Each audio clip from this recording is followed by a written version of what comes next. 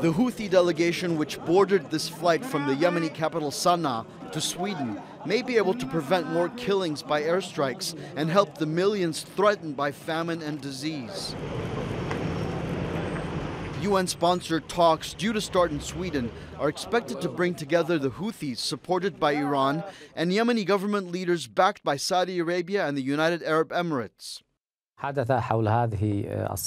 Talks about this deal started months or a year ago. We offered the mediators a deal to release all hostages and detainees in exchange for releasing all prisoners and hostages on the other side. As a goodwill gesture, the Saudi-UAE coalition fighting the Houthis allowed 50 wounded rebel fighters to be flown to Oman for hospital treatment. That was one of the conditions for Houthis to attend the talks. Similar talks collapsed soon after they began 3 months ago.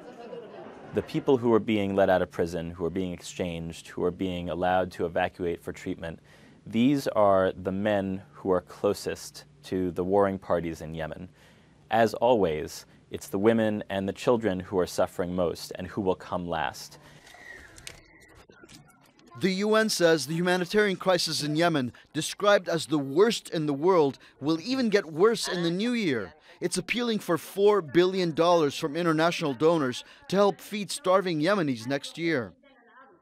We think that 24 million people in Yemen, that's 75% of the population, will need humanitarian assistance.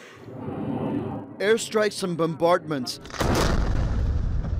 a cholera epidemic, and other diseases, as well as starvation, is estimated by an independent group of researchers to have killed between 70 and 80,000 Yemenis so far in the war.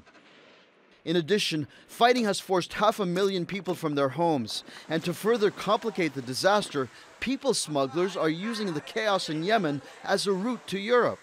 Migration arrivals to Yemen, a country at war, will reach about 150,000 people this year, 2018. This is roughly a 50% increase over the 100,000 that arrived last year. Aid organizations helping the starving, infected, and the displaced say some progress in Sweden is urgently needed to end the suffering of millions. Chaderjian, Al Jazeera.